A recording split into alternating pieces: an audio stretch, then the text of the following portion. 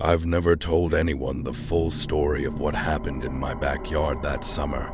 Not my wife, not my kids, not the neighbors who still wave at me over the fence every morning like nothing ever occurred. I've kept it to myself for 11 years, and I think I've held on to it long enough. We moved to Grover's Mill, Ohio in 2012. Small town, about 4,000 people. The kind of place where the grocery store closes at 9 and everybody knows your car.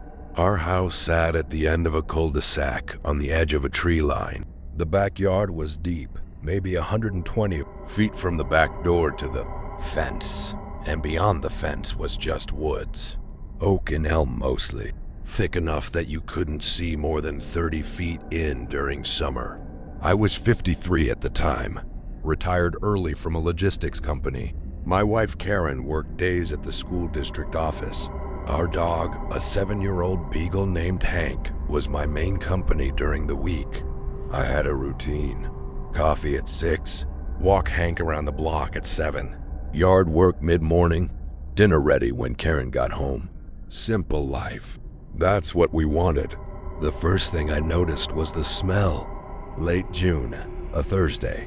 I was out back around dusk pulling weeds near the fence line. It hit me like a wall, something rotten, but not like a dead animal.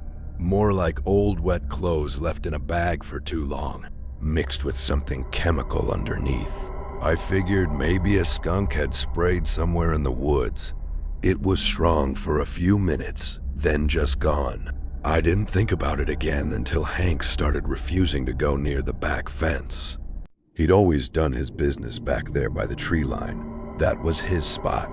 But starting the second week of July, he'd stop about halfway across the yard and just stand there, head low, not barking, not growling, just watching the fence. Sometimes his hackles would go up and he'd back up slowly, like he was being careful not to make a sudden move.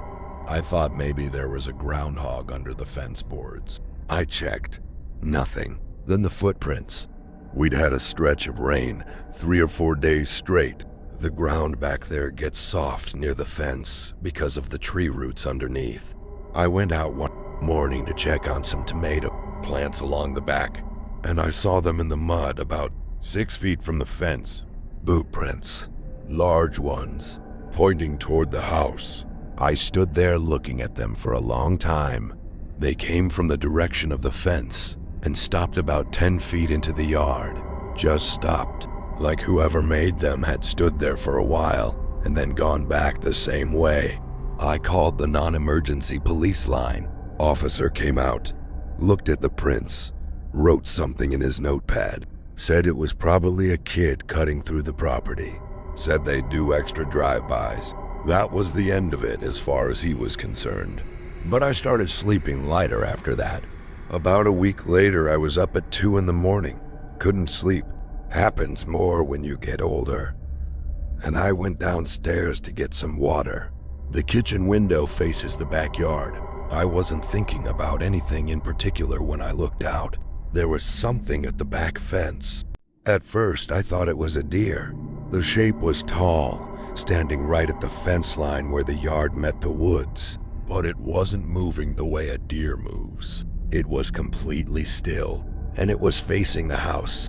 I stood at that window for probably 4 minutes without moving. Whatever it was, it just stood there. I couldn't make out features.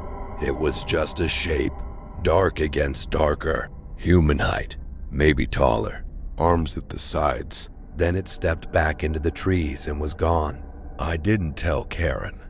I didn't want to scare her before I knew what I was actually dealing with.